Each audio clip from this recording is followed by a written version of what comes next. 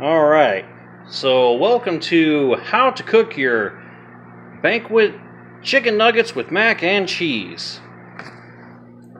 And so it looks like we got one whole meal out of this, 470 calories, which are pretty damn weak, and this is barely enough to feed one person. So how we're going to do this is remove the film from the meal, remove the chicken nuggets, microwave the remaining stuff for 1.5 minutes, stir the mac and cheese, replace the chicken nuggets, and microwave for another 1.5 to 2 minutes.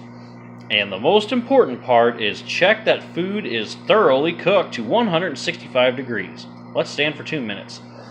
So I've already gotten the boring stuff out of the way. I went ahead and removed the chicken nuggets, heated it up for 1.5 minutes, put the chicken nuggets back in, and now we're sitting here letting heat up. So let's see what we can see. 165 is the temperature to beat. Oh my God. Nuggets aren't as hot. Everything else is pretty damn hot though. Of course, that would make sense because the nuggets weren't in there that long. Oh, there we go.